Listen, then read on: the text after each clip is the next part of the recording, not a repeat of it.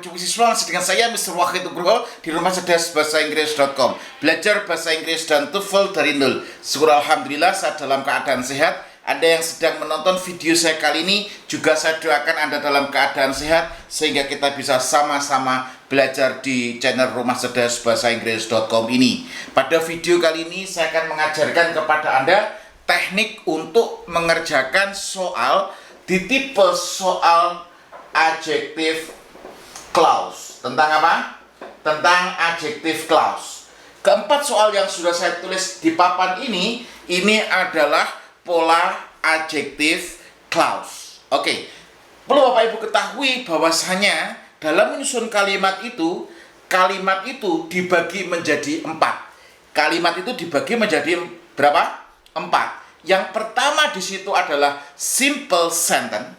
Yang kedua adalah compound sentence. Yang ketiga adalah complex sentence. Yang keempat adalah compound complex sentence. Itu semuanya sudah saya ajarkan di buku konsep belajar bahasa Inggris dari nol. Anda bisa buka di chapter 28 atau bab 28. Artinya di bab 28 ini adalah bab tentang clause, tentang klausa. Di situ ada adjective clause, adverbial clause, sama non clause. Teknik bagaimana cara merubah adjective clause menjadi adjective phrase bagaimana, adverbial clause jadi adverbial phrase bagaimana. Itu sudah saya jelaskan secara spesifik di buku dan e-course yang ada di konsep belajar TOEFL dari nol. Tapi yang sudah saya tulis di papan ini adalah pola tentang adjective clause. Pertanyaannya, apa adjective clause itu?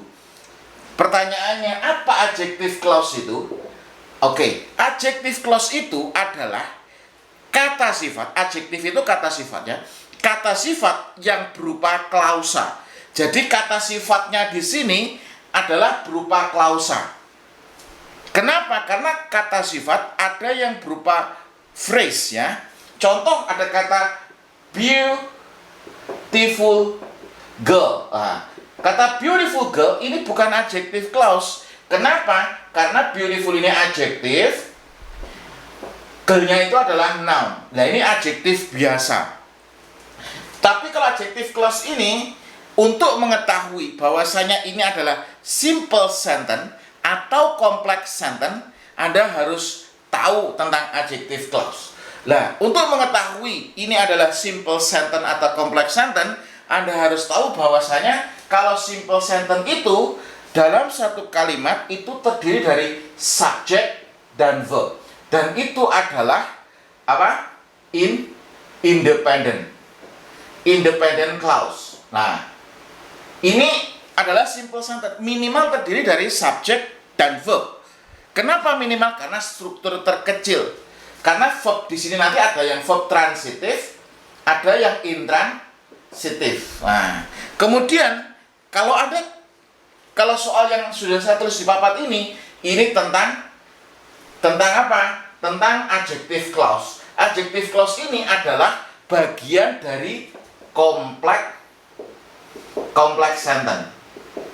Oke, complex sentence itu apa, Sir? Complex sentence itu adalah apabila dalam satu kalimat itu terdiri dari independent clause atau induk kalimat, yang kedua adalah dependent clause, anak kalimat.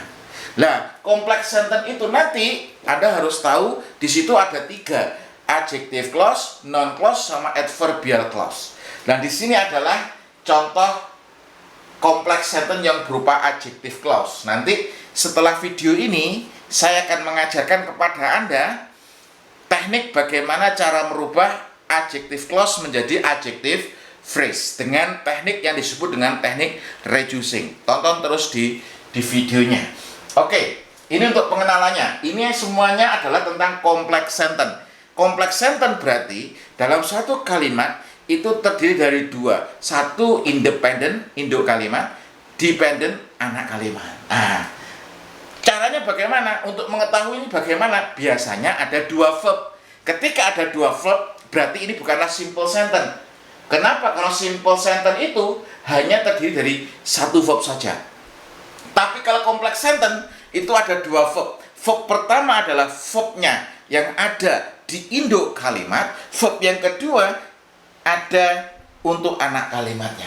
Oke. The woman who used to live next to my house have moved to another city. Nah, Anda harus tahu bahwasanya di sini the woman ini perempuan, ini ya. Perempuan ini adalah noun-nya. Ini adalah noun-nya. Oke. Who used to live next to my house? Siapa perempuan yang biasanya tinggal di dekat rumahku? Lah, di sini who used to live next to my house di sini adalah adjective clause. Lah, fungsi adjektif itu adalah untuk menjelaskan kata benda.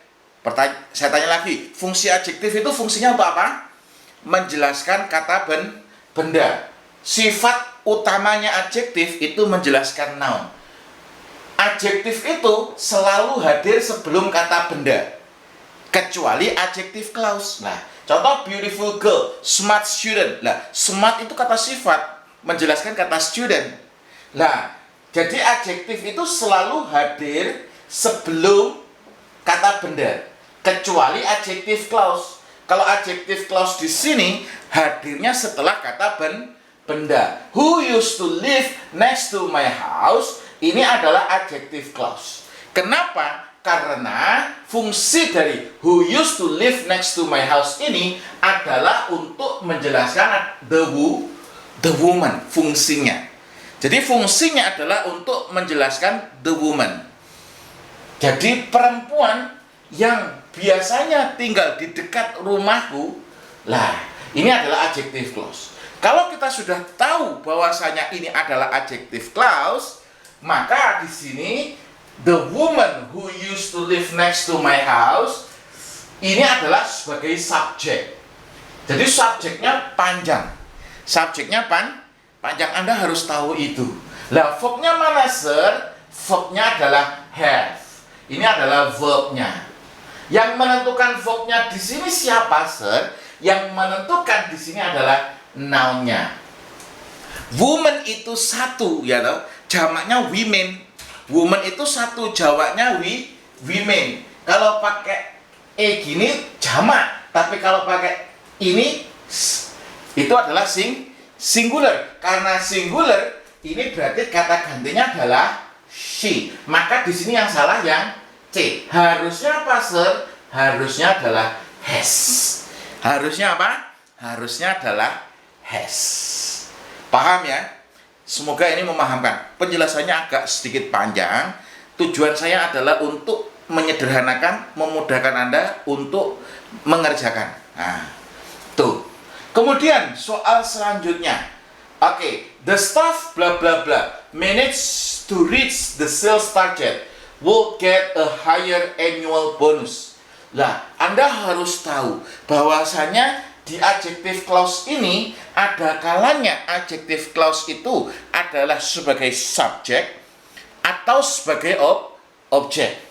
Lah, untuk mengetahui bahwasanya ini adalah sebagai subjek atau objek, biasanya kita harus tahu di sini ada verbnya. Oke. Berarti ini adalah sebagai apa? Sebagai subjek. Kalau subjek itu ada kalanya who untuk orang. Terus yang kedua adalah which untuk benda, dan that untuk orang dan benda. Saya ulangi lagi. Kalau adjective clause-nya, konektornya untuk subjek, berarti menggunakan who untuk orang. Who untuk siapa? Who untuk orang. Yang kedua, which untuk benda. Which untuk siapa? Untuk benda. Dan that bisa untuk orang, bisa untuk benda. Dan Anda harus tahu, the staff ini adalah staff. Staff berarti itu karyawan ya. Kalau karyawan berarti kan orang. Kalau orang berarti nggak mungkin pakai which. Oke, terus yang kedua, nggak mungkin pakai whose. Kenapa? Whose itu adalah untuk kepemilikan. Lah, biasanya whose itu harus diikuti dengan noun.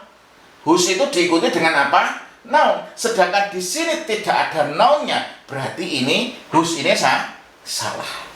Lah, pilihan gandanya itu spesifik ke B sama C ya. B sama C. Dan ini Anda harus tahu bahwasanya ini adalah untuk orang atau benda. Sorry, untuk subjek atau objek. Kalau subjek itu tadi pakai who untuk orang, which untuk benda, that bisa untuk orang, bisa untuk benda. Kemudian kalau whom ini untuk objek. Ini untuk objek. Berarti ini juga salah karena yang dibutuhkan di sini adalah konektor plus subjek. Konektor plus subjek. Di mana di sini? Who di sini yang benar adalah who. Who di sini bisa jadi konektor, juga bisa jadi subjek. Subjek. Jadi jawabannya adalah yang who. Kalau whom ini untuk orang yang berupa objek. Kalau who ini untuk orang yang berupa subjek. Kalau which ini untuk benda, baik subjek maupun di objek. Kalau whose harus diikuti dengan kata benda, seperti itu. Dan untuk mengetahui ini, Anda harus tahu juga bahwasanya ini adalah simple sentence atau complex sentence. Anda harus tahu bahwasanya di sini who ini kan jawabannya who managed to reach the sales target lah. Di sini the staff ini adalah noun-nya. Saya harus pecah sedikit demi sedikit. Tujuan saya adalah membantu Anda untuk memahami secara komprehensif. Karena keyakinan saya adalah guru yang hebat adalah guru yang bisa menyederhanakan ilmu. Yang rumit jadi mudah. Berarti kalau yang rumit jadi mudah, berarti guru tersebut sudah melakukan riset tentang hal tersebut. Nah, di sini ya, saya mencoba untuk menyederhanakan. Jadi the staff itu noun-nya, who managed to reach the sales target, ini adalah sebagai adjektif clause-nya, okay. Who sampai target itu adalah adjective clause. Verb-nya apa? Would get, ini adalah verb-nya. Would get. Jadi would get adalah verb-nya. Nah, Anda harus tahu ini. Secara spesifik lagi, bahwasanya adalah the staff who managed to reach the target di sini adalah sebagai subjek. Bisa dipahami ya? Dan verbnya adalah would get ya. Oke. Kemudian selanjutnya soal nomor 3. Margaret Play is an actor and fiction writer bla bla bla in the sequential years of the Treaty of Waitangi.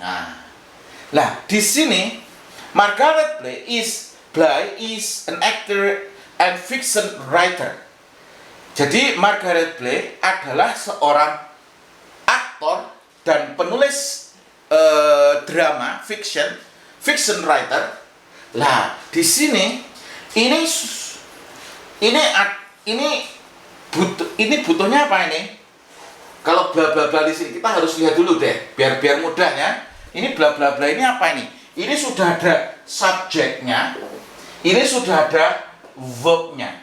Is an actor and fiction writer. Ini adalah sebagai noun-nya.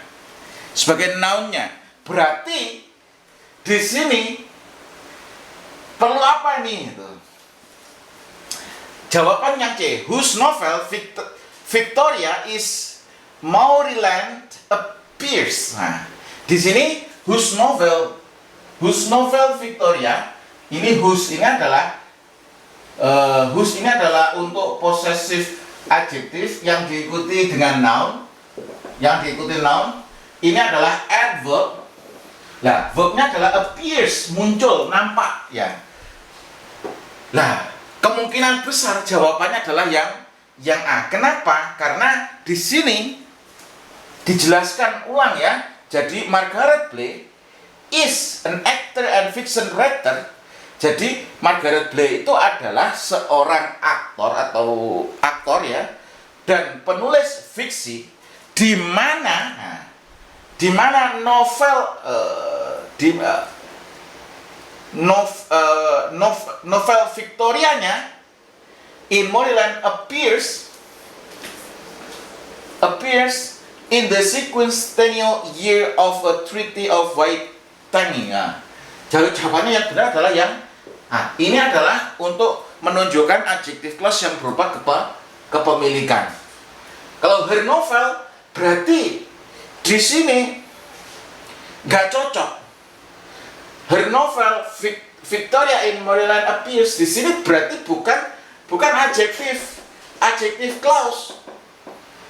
Padahal di sini whose novel Victoria ini adalah menjelaskan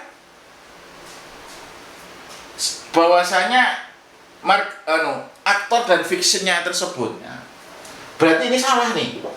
Kalau her novel Victoria appears ini juga salah nih. Appearing which novel Victoria ini juga kurang tepat. Yang tepat adalah yang A. Kenapa yang A? Ini adalah bentuk adjective clause yang berupa apa? Berupa kepemilikan. Kalau kepemilikan ini pakai whose diikuti dengan noun. Kemudian soal yang terakhir, the student who bla bla bla in the library is very smart. Lah, di sini adalah the students di sini adalah nounnya. Who bla bla bla in the library ini adalah adjective clause-nya yang berfungsi untuk menjelaskan the student. Lah, the students di sini. Lah, Anda harus tahu bahwasanya students di sini adalah singular. Nah, singular. Ketika studentnya di sini singular, verb di anak kalimat, verb di adjective clause-nya juga harus singular. Nah, kalau singular berarti study salah. Kalau ada S-nya studies bisa jadi benar. Kalau sit ini juga salah, sama dengan study. Kalau dikasih S gini bisa jadi benar. Kalau studying tidak bisa. Kenapa? Karena ada who-nya di sini. Nah, nanti untuk langsung verb ing seperti ini kita akan pelajari di materi selanjutnya. Yang benar yang mana, Sir? Yang benar adalah yang D. Kenapa yang D yang benar? Karena di sini who is studying. Is-nya di sini, who-nya ini kembali kepada the student kan? Kepada the students. The student-nya singular. Kalau singular berarti study-nya, kalau simple present subjeknya she, he, it harus ada S. Ini salah karena asumsikan student-nya ini bisa laki-laki, bisa he, bisa she. Jadi bisa he, bisa she. Maka di sini kalau bisa he, bisa she. Kalau ini simple present harus dikasih S. Nah, ini pakai is studying in the library is very smart. Ini yang benar adalah yang D. Murid yang sedang belajar di perpustakaan itu sangat cerdas. Lah, yang menentukan verb di sini ini juga adalah student. Studentnya singular, maka di sini nggak boleh pakai who. Kalau di sini who are studying salah. Who have studied. Ini juga salah. Kenapa? Karena have. Karena ini harus mengikuti the students-nya. Lah, kemudian kita harus tahu bahwasanya the students who is studying in the library ini adalah the students sampai library ini adalah subject. Verbnya mana, Sir? Verbnya adalah is berupa linking verb. Nah, berupa linking verb. Berarti jawabannya yang apa? Yang benar adalah yang D. Ini adalah pembahasan tentang adjective clause. Semoga bisa membantu Anda untuk menguasai TOEFL. Kalau Anda ingin belajar lebih spesifik, lebih mudah, bagaimana cara belajar bahasa Inggris dan TOEFL dari nol, Anda bisa pesan di buku Konsep Belajar TOEFL dari Nol. Ini untuk upgrade keilmuan Anda dari basic sampai advance. Anda juga bisa pesan belajar listening TOEFL dari nol. Ini akan membedah pola-pola yang ada dalam listening. Begitu juga vocabulary TOEFL dari nol. Nah, ini akan mengajarkan kepada Anda tentang kosakata. Anda harus punya kosakata untuk bisa mengerjakan soal TOEFL. Nah, begitu juga buku yang terbaru saya adalah Konsep Belajar Bahasa Inggris dari Nol. Ini akan mengajarkan Anda bagaimana cara belajar bahasa Inggris dari nol. Untuk memesan Anda bisa klik yang ada di link deskripsi, Anda bisa pesan. Dan semoga Anda kebagian karena bukunya jumlahnya terbatas. Dan ketika sudah dibuka pendaftaran LPDP, biasanya teman-teman sudah mulai langsung memesan.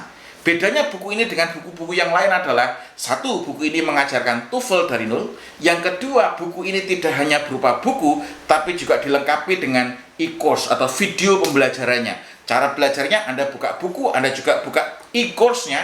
Setelah Anda buka e-course-nya, Anda tonton materi saya dulu, Anda kerjakan latihannya. Setelah itu, Anda cocokkan pekerjaan Anda dengan pembahasan yang saya lakukan. Semoga video ini bermanfaat, terus belajar tingkatkan kemampuan, dan saya doakan Anda semakin sukses di studi maupun di karir. Sekian, terima kasih.